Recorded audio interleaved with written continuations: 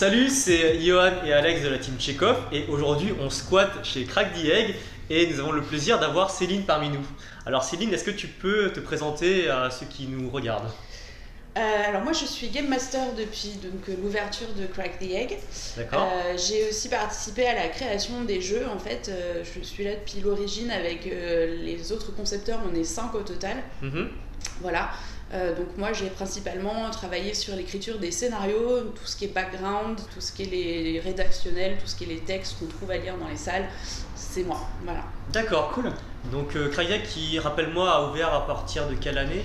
Que je me rappelle, on est en 2019, 2017, octobre 2017. Ouais. D'accord. Voilà.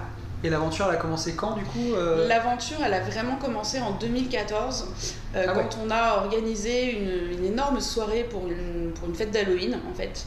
Soirée dans laquelle il y avait un jeu de rôle intégré et on a fait des décors, en fait. On a transformé la maison de Valentin en vaisseau spatial et on a accueilli 85 personnes. Cool. Ça a été 3 mois de préparation pour créer les décors, le jeu, etc. Et à la suite de ça, on s'est dit, pourquoi pas faire ça en vrai, de manière professionnelle, plutôt que de passer nos vacances à créer des décors juste pour faire la fête. Et donc du coup de là est née l'idée de créer des escape games. Ah, c'est trop cool. Et à cette époque-là, est-ce que vous aviez déjà fait des escape games? On n'en avait pas fait tellement. D'accord. On n'en avait pas fait. Alors on joue énormément, on est très jeux de rôle, très jeux de société, etc. Ça c'est vrai que c'est c'est un peu notre background à nous. Mais effectivement, on n'avait pas fait énormément d'escape games. On en avait testé quelques-uns.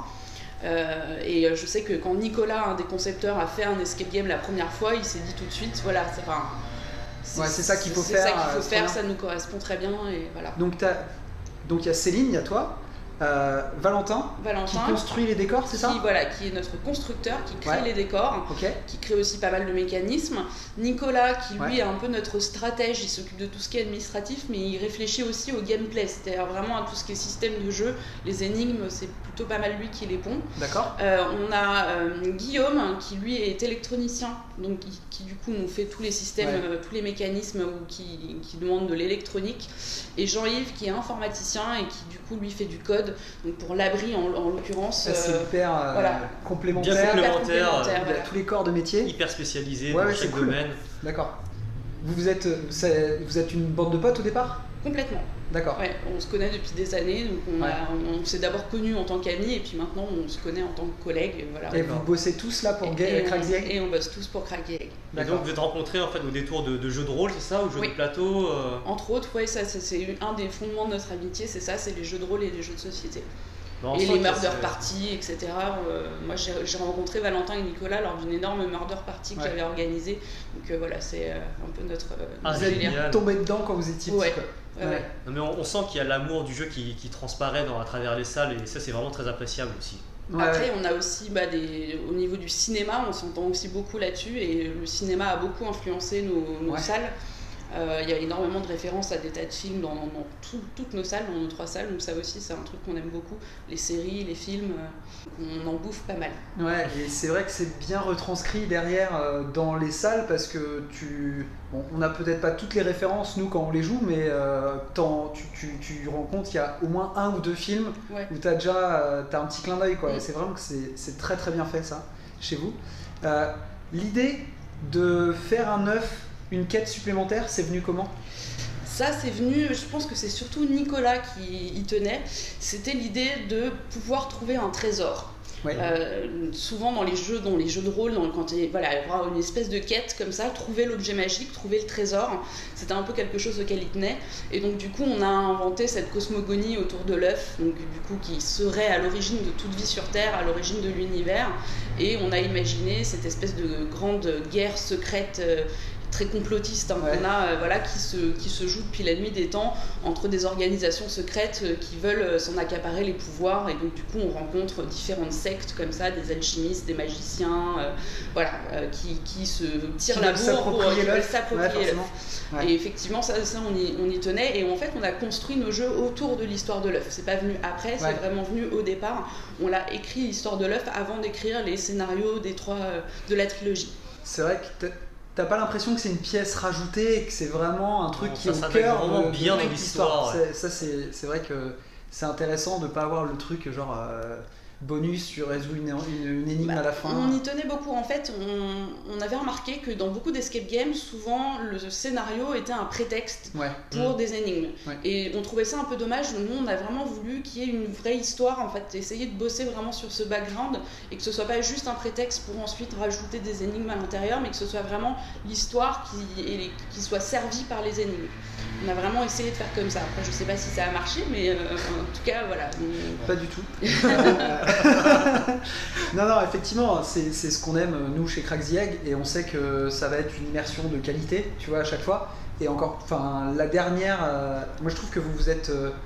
je vais pas dire modernisé, mais vous avez bien utilisé les technologies, c'est-à-dire que on l'a déjà dit dans la dernière, dans l'abri, il y a un casque de réalité virtuelle. C'est pas juste un truc marketing pour dire il y a un casque de réalité virtuelle dans cette salle. Il est vraiment intégré dans le gameplay. C'est intelligent. Il est bien fait. T'as pas la nausée quand tu le fais, contrairement à d'autres salles. Voilà, on a déjà vu des casques VR, t'avais envie de gerber et tu comprenais pas le lien entre la VR que t'as dans la salle et le décor, tu vois. Et là, c'est bien fait. Donc, on essaye. Ça, c'est très cool. Est-ce que toi, en tant que Game Master, t'aurais des conseils à donner aux équipes qui viennent jouer ? Chez nous, la lecture. Voilà. Effectivement, ne pas faire l'impasse sur la lecture, parce que du coup, on a mis du matériel dans les textes. Ça.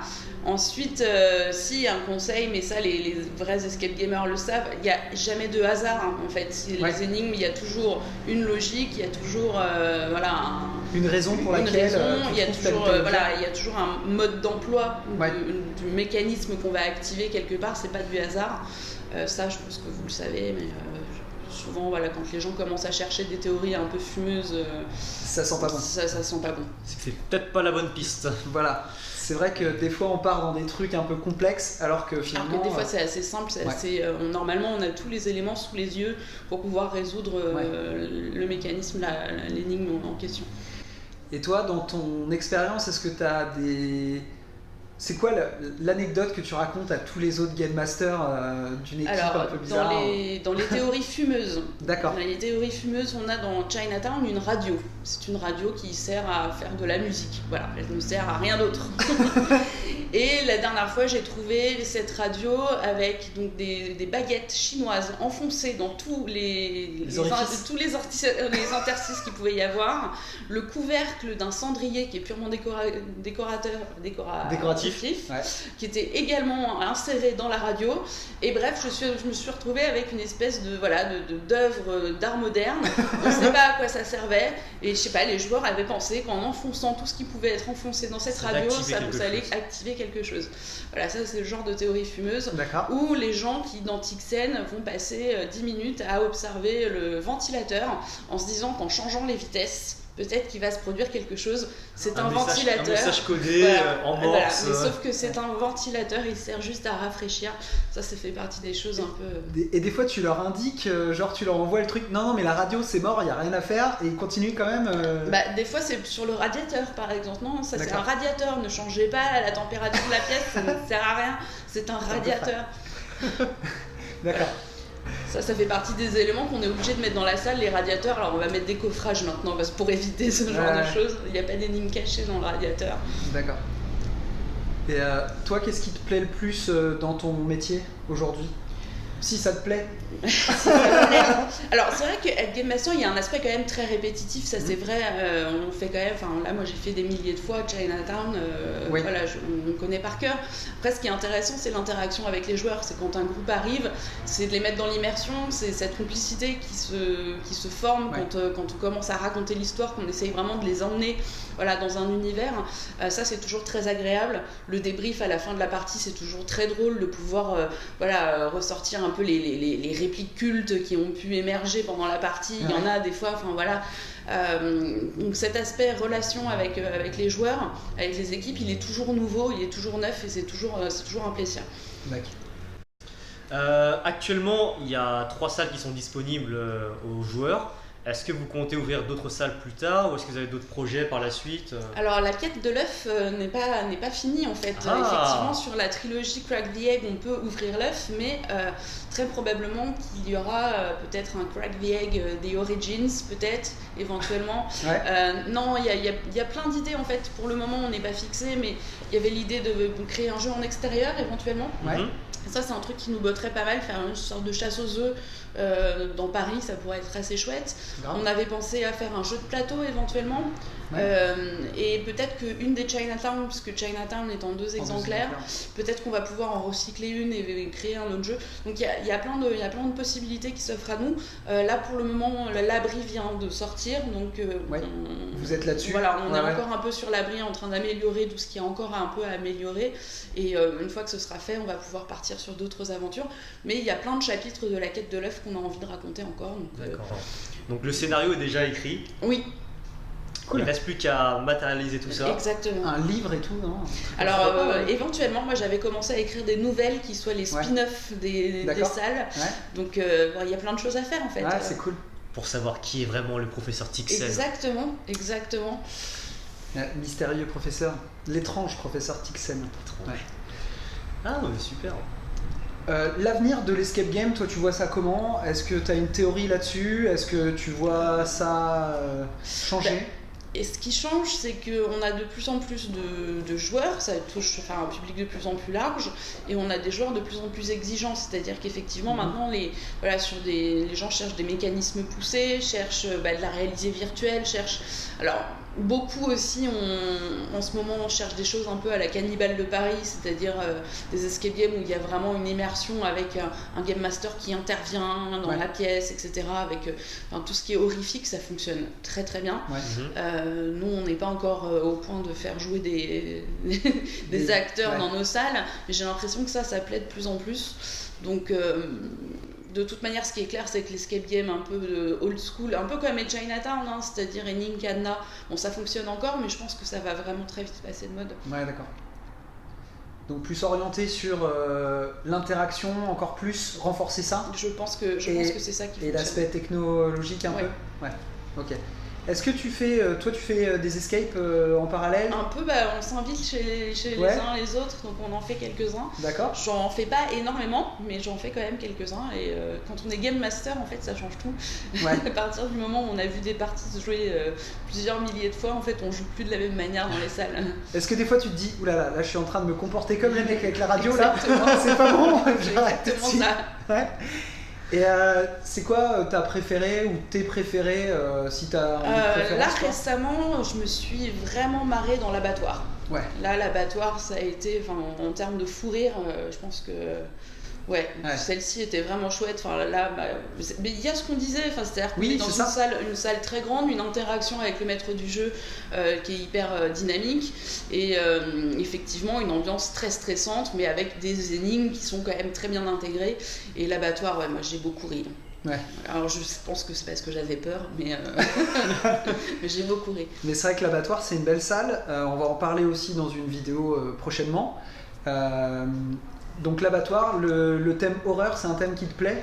Oui, c'est pas ton préféré forcément? C'est pas forcément mon préféré, mais là en l'occurrence je trouve que c'était très bien servi. C'est vrai. Et puis c'était suffisamment horrifique pour faire peur, mais pas en étant non plus grand guignol. Je trouve qu'ils ont trouvé le bon dosage. On n'est pas non plus dans le manoir de Paris. Ouais, tout à fait. Voilà. Donc merci beaucoup Céline de nous avoir reçus chez Crack the Egg. C'est vraiment super sympa de ta part. Ouais, et on se retrouve très vite pour une nouvelle vidéo. Dans une autre enseigne. Voilà. Gros bisous. Salut. Ciao.